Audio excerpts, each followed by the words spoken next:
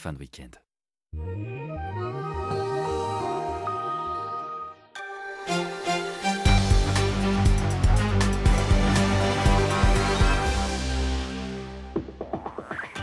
Madame, monsieur, bonsoir, soyez les bienvenus dans les Alpes. Merci de nous rejoindre. Au sommaire de votre journal, après l'accident de chasse qui a coûté la vie à un jeune homme hier de 20 ans à Revel, en Isère, se pose aujourd'hui le problème du partage de l'espace, le problème de la cohabitation des chasseurs et des promeneurs dans ces forêts périurbaines très fréquentées le week-end. Ouvrez la cage aux oiseaux, nous irons tout près de Chambéry à Barberaz qui accueillait ce week-end une très belle expo d'oiseaux exotiques, tous élevés localement. Et nous ferons la connaissance d'Agnès et de ses beaux parleurs. Et puis dimanche soir, c'est bien sûr les sports avec Frédéric Lefrançois, comme d'habitude un beau menu bien varié. Avec une page sport qui débutera sur les chapeaux de roue et qui roulera aussi des mécaniques, puisque nous aurons le droit d'avoir des sujets consacrés à l'auto et à la moto. Une page sport qui glissera au contact des résultats des clubs de hockey et une page sport et un dossier sport qui nous en mettra plein les yeux ce soir avec Kevin Rolland et Julien Régnier. Les deux skieurs basés à La Plagne en Savoie sont les acteurs glisseurs de Fast Forward, un film ébouriffant qui s'est déjà fait remarquer dans les festivals et qui est déjà primé chez nos cousins canadiens. Au lendemain de la mort de ce jeune homme de 20 ans, étudiant originaire de Nîmes, touché accidentellement, vous le savez, hier par le tir d'un chasseur, le tireur présumé est toujours en garde à vue. Il pourrait être présenté demain au parquet. Pendant ce temps, émotion, toujours interrogation à Revel où a eu lieu le drame, dans cette petite commune de l'Isère, située en Beldonne. Très fréquentée l'Isère. Bien sûr, l'accident pose le problème de la cohabitation entre chasseurs, promeneurs et cueilleurs de champignons le week-end. Reportage Xavier Schmitt et Yves Mariglot. Quelques bougies, des affichettes. Les promeneurs sont invités à s'exprimer dans un carnet de deuil en hommage au jeune homme tué accidentellement par un chasseur. Des condoléances, mais aussi des remises en cause de l'organisation de la chasse. Ça fait des années que nous alertons les pouvoirs publics sur les dangers de la chasse. Et ça fait aussi des années que nous demandons un deuxième jour de non-chasse en Isère, qui soit fixé le dimanche ou alors le samedi. L'accident est survenu ici, sur une route forestière. Le site de Frédières, ses bois, ses montagnes, attire des dizaines de randonneurs le week-end. Ce dimanche, la chasse est suspendue par respect pour la victime. Mais certains marcheurs prennent toujours leurs précautions. À chaque fois qu'on va aux champignons, on prend un gilet fluo, chaque fois qu'on va dans la forêt, et pas forcément sur les sentiers, mais justement quand on va dans les bois. Pour vous faire voir de qui? De tout le monde, notamment des chasseurs. Dans l'intérêt des chasseurs, dans l'intérêt des promeneurs, dans l'intérêt de tout le monde, il faudrait qu'on ait un accord, une réglementation pour que les week-ends, on fasse des choix. Beaucoup dans le village sont bouleversés par le drame. Le maire a adressé une lettre aux habitants pour apaiser les tensions. Le tireur présumé est membre de l'association communale de chasse. La chasse est un droit, mais la promenade aussi et la vie aussi. Enfin, c'est terrible peut-être ce que je suis en train de dire, mais ça pose effectivement la cohabitation de ces deux types d'activités. L'accident s'est produit lors d'une chasse au chevreuil. Ce grand gibier est soumis à des quotas de prélèvement réglementés par la préfecture. Les chasseurs sont soumis à l'obligation réglementaire de pouvoir prélever tous ces grands animaux qui commettent des dégâts pour maintenir un équilibre naturel. La chose est ainsi dite. Et à partir de là, il faut que les gens puissent chasser le week-end. La commune veut organiser une concertation sous l'égide du préfet. En Isère, le jour de non-chasse est fixé actuellement le vendredi. On poursuit sur notre site internet alpes.france3.fr. Regardez à Sénaux, en Haute-Savoie, un piéton a été percuté ce matin par une voiture. Il est grièvement blessé. L'automobiliste est en fuite et on a appris que l'accident s'est passé après une altercation en discothèque à laquelle la victime a pris part. C'est un référendum inédit qui se déroulait aujourd'hui en Haute-Savoie. Les habitants de 9 villages des environs d'Annecy étaient appelés à dire oui ou non à la fusion de leur commune en une seule. En jeu, bien sûr, trouver le meilleur positionnement face à l'agglo d'Annecy. Explication Serge Vorette et Christian Mathieu. 11h à Charbonnet, le parvis de l'église affiche un bon taux de remplissage, mais la salle communale n'a rien à lui envier. Il faut dire que l'enjeu pour le maire d'une des 9 communes appelées à fusionner est de taille. Et il a multiplié les réunions publiques et les appels dans le sens d'un non déterminé ces derniers jours. La commune, c'est quand même le lien social, c'est le lien économique. Et ce lien social, il est de plus en plus important dans la vie qu'on mène. On s'en rend compte tous les jours avec tous les événements qui arrivent. Et ce lien social, les gens y tiennent. Même les nouveaux arrivants qui viennent sur nos communes, moi je les ai interrogés, je pensais qu'ils allaient être pour une commune nouvelle. Bien au contraire, ils disent, nous on vient de grandes collectivités, on ne veut pas retomber dans le panneau. Nous, on veut pouvoir avoir notre maire chaque jour. Et le maire de pointer également une trop grande précipitation. Faire la fusion de 9 communes en une seule, ça ne se fait pas, selon lui, en 6 mois. C'est vrai que le temps est court, admettent les partisans du oui, mais il s'agit de profiter de l'opportunité que propose l'État jusqu'à la fin de l'année. Un gel durant 3 ans de la baisse de dotation, soit 1 million de conservés par an si cette nouvelle commune voit le jour. Et puis il y a l'idée que l'ensemble de cette vallée de la filière puisse véritablement exister face à l'agglo annécienne toute proche. Je suis président de la collectivité de commune et je me rends compte que les projets avancent très lentement, que c'est des débats sans fin, alors que dans une commune nouvelle, on est élu sur un même projet, par les mêmes électeurs. On doit rendre des comptes à ces électeurs. C'est plus démocratique et beaucoup plus efficace, je pense. D'un côté, l'identité des villages, de l'autre, l'identité de toute une vallée. Cruel dilemme pour les électeurs en sachant que si un seul village dit non ce soir, alors la nouvelle commune ne verra pas le jour, et ce, avant bien longtemps. Toujours en Haute-Savoie et depuis 700 ans, elle plante le décor à la Roche-sur-Foron, la foire de la Saint-Denis. Alors, village de producteurs, vieux tracteurs, travail sur le bois, spectacle de rue et bien sûr les animaux avec les concours. Mais cette année, il a fallu faire face à une suspicion de fièvre catarrhale ovine. Et la plupart des 260 bêtes annoncées n'ont pu être acheminées sur ordre de la préfecture. On écoute l'organisateur de la foire qui ne comprend vraiment pas la position du préfet. Au micro de Serge Vorette et Christian Mathieu. On a fait tout ce qui était au niveau sanitaire qui nous a coûté de l'argent. À peu près aujourd'hui, on en a à peu près à 8 000 € de frais. Et vendredi matin, notre cher préfet nous a interdit de faire notre manifestation. Alors qu'Annecy s'est autorisé ? Voilà. Alors on ne comprend pas pourquoi Annecy a été autorisé, en sachant qu'il y a des bêtes qui viennent d'une zone saine et qui sont rentrées dans une zone infectée. Allez, on retrouve la page des sports avec Frédéric Lefrançois sur les chapeaux de roue. Frédéric, il va prendre le volant et je préfère ça, parce que franchement, c'est mieux. Oui, je vous emmène en voiture sur les routes du rallye régional des Bauges qui fête cette année son 30e anniversaire. Un rallye sur 2 jours qui se dispute sur plus de 180 km. Et au milieu de tous ses concurrents, nous avions un vrai local. Il s'agit de Nicolas Bauger. Pour lui, le rallye, c'est sa deuxième nature. C'est vraiment inscrit dans son ADN. Reportage Joël Serroni et Maxime Kemener. Nicolas et Lola, il est agent SNCF, elle est animatrice en centre de loisirs. Mais ce week-end, ils forment pour la première fois un tandem, prêt à en découdre sur les routes de Savoie. On a bien pris en main la voiture, maintenant on va découvrir. 150 équipages inscrits, une quinzaine sur liste d'attente. Le rallye des Bauges, toujours aussi populaire, il souffle cette année ses 30 bougies. On est en fin d'année, mais le rallye des Bauges fait partie des épreuves du comité Rhône-Alpes qui vient prendre des points pour 2016. Ils sont là pour se retrouver, pour finir la fin de saison. Et ça, c'est vraiment merveilleux parce qu'aucun pilote ne veut rater le rallye des Bauges. Et surtout pas Nicolas qui pilote à domicile devant un public tout acquis à sa cause. Il est originaire de Grésy-sur-Aix en Savoie. Le rallye des Bauges a bercé son enfance. Depuis tout petit, j'entendais le bruit des moteurs pas très loin et ça me faisait frissonner.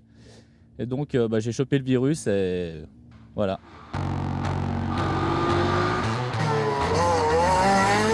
Au programme des 2 étapes du week-end, 7 spéciales tracées sur les terres qui ont vu naître la vocation de Nicolas. Il faut dire que son oncle Pierre a écrit quelques pages de l'histoire du rallye. 3 fois vainqueur dans les années 80, toujours là, au bord de la route pour encourager les espoirs familiaux.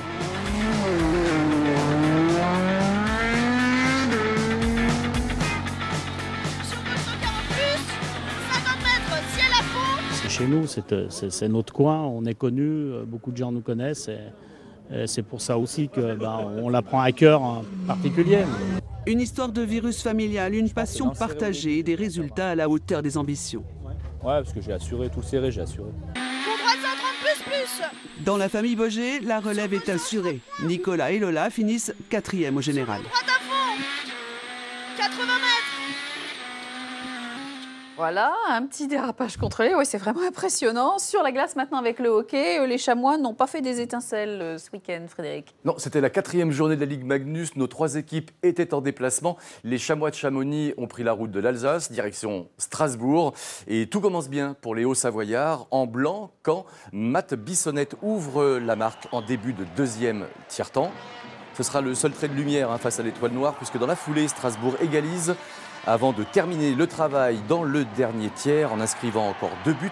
Le dernier en cage vide. Score final, 3-1. Défaite donc pour Chamonix, c'est la 3e de la saison. Et seuls les Pingouins font pire pour l'instant, avec 4 défaites en 4 matchs. La dernière face à Amiens, 3-2 vendredi soir. Morzine Avoria-Léger qui réalise un très mauvais début de championnat, un peu comme l'année passée d'ailleurs. En revanche, 3e victoire pour Grenoble, 5-1 sur la glace d'Angers. En attendant la neige, vous nous parlez des skieurs qui font leur cinéma du beau travail. C'est vrai, les skieurs sont de plus en plus des acteurs de leur discipline, mais aussi des acteurs de leur film. C'est le cas de Julien Régnier et Kevin Rolland, que l'on retrouve côte à côte dans une production que nous ne pourrons déguster qu'à partir de fin novembre sur Internet. Alors comme on est un petit peu curieux, on a voulu en savoir plus, on a voulu saliver. On a rencontré nos 2 riders, glisseurs et acteurs pour en savoir plus justement sur cette production qu'on attend avec impatience. Kevin Rolland et Julien Régnier ont 10 ans d'écart. Une décennie les sépare, mais une passion les rapproche, le ski. Les 2 plagnards se respectent énormément, et depuis longtemps. Alors quand l'occasion s'est présentée de faire un film à 2, un film à eux, ils ont immédiatement chaussé les planches, les idées de l'un alimentant les envies de l'autre, et vice-versa. C'est pas un film traditionnel d'action sport, c'est vraiment quelque chose où il y a une histoire, et puis c'est un petit peu marrant, c'est loufoque, donc voilà, les gens ils ont un petit peu envie de regarder ça, je pense. On fait des choses qui sont un peu hors du commun, donc ça crée à mon avis une envie d'être vu. Donc. Des trucs et des tricks, il y en a tout plein. En 5 minutes, ça défile à la vitesse grand V. Un vrai délice, un magnifique cookie avec plein de pépites, dont une à classer dans la catégorie poids lourd. C'est une scène où on arrive dans un camion et on saute par-dessus un morceau de route et puis on atterrit derrière. Ah bah c'est pas mal hein. Quand c'est dans la tête ça va, une fois qu'il faut le mettre en place, que tu es en haut et qu'il faut arriver à toute vitesse, rentrer dans un camion pour faire un double corps en sortant de la benne, c'est plus pareil. Mais bon après c'est vraiment une satisfaction une fois que c'est parti de ton imagination et que c'est dans ce petit écran de la caméra et que tu dis waouh on l'a fait. Enfin avec Julien on était vraiment contents, on saute un peu dans les bras, c'est comme quand on a gagné une compétition. 4 points d'appui, je vais te montrer.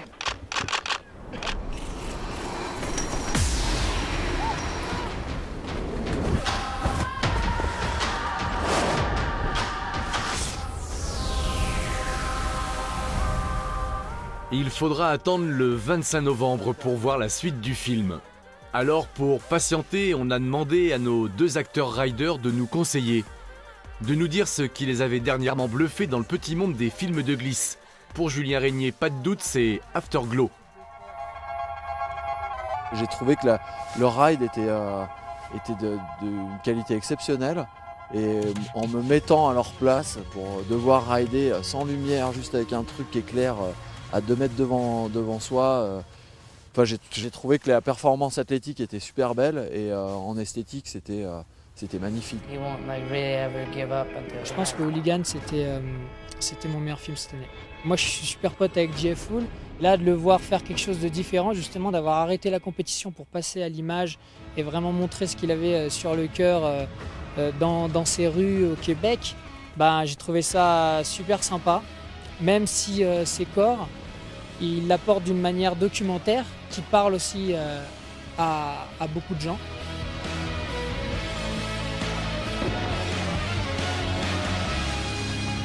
Habitués au sommet, Julien et Kevin continuent sur leur lancée puisqu'à l'occasion de l'IF3, ils ont décroché avec leur film le premier prix de la catégorie Best Short Movie. Un prix auquel il faut associer évidemment Mathias Lopez, le réalisateur de Fast Forward, qu'on remercie au passage pour nous avoir passé quelques images qui nous ont permis de réaliser, je crois, un superbe reportage. Et puisqu'on parle de ski, n'oublions personne, à partir de demain, les équipes de France de ski masculine seront présentes à Tignes pour un stage de préparation avant le début de la saison, prévu le 24 octobre prochain à Zolden. Et on continue à foncer en moto, je crois. Oui, ça on courait aujourd'hui le 15e Grand Prix de la saison. C'était au Japon, sur le circuit de Motegi, donc sur les îles japonaises. Un Grand Prix qui n'a pas souri à Loris Baz, le pilote savoyard, et son numéro 76 sont restés dans l'ombre au pays du soleil levant. 23e à l'issue des qualifications, il n'a pas fini la course, abandon après Ostour. Vivement le prochain rendez-vous, ce sera en Australie la semaine prochaine. Alors, c'est la revue du web. On adore tous la revue du web. Maintenant, c'est habitué. Qu'est-ce que vous avez dans votre grand filet? Une revue du web sucrée, salée, un petit peu effectivement comme toutes les semaines, avec plein de bonnes choses que nous avons piochées à droite et à gauche sur Internet. Au programme, entre autres, du rallye avec la vice-championne olympique de halfpipe, autrement dit Marie Martineau, et puis aussi du rugby freestyle. Le reste, eh bien, à découvrir tout de suite.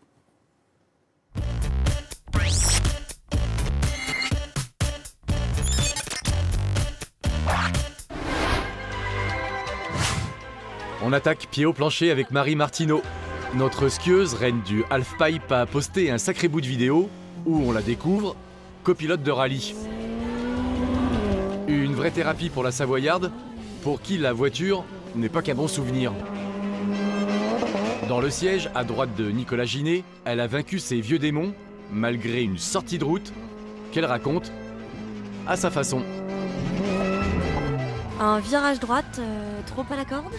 Ça va bien plus vite que ce qu'on est en train de raconter. Alors ça fait droite.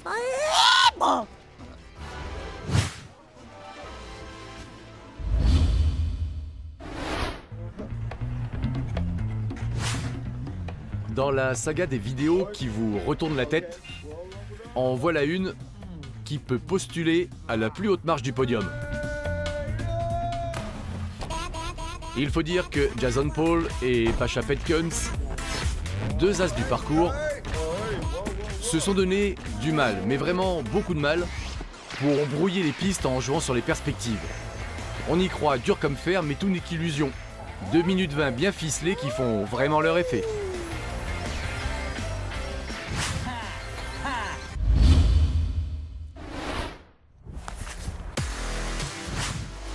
Pour rugir de plaisir, vous pouvez suivre ce trip africain.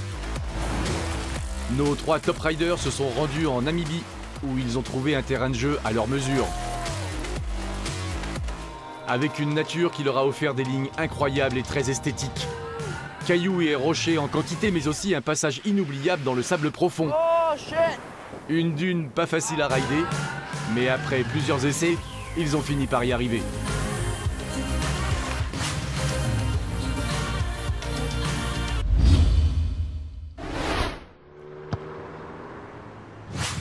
Et on se quitte avec un coucou à la Coupe du Monde de rugby. L'homme qui fait mumuse avec le ballon ovale l'a remporté en 2003. Il s'agit de Johnny Wilkinson. En mode compétition, on connaît ses talents. Apparemment, en version street, il est pas mal non plus. Voilà, fin de la connexion. Bonne semaine sur vos claviers et à plus tard.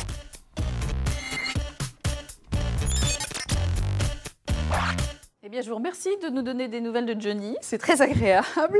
L'affiche maintenant.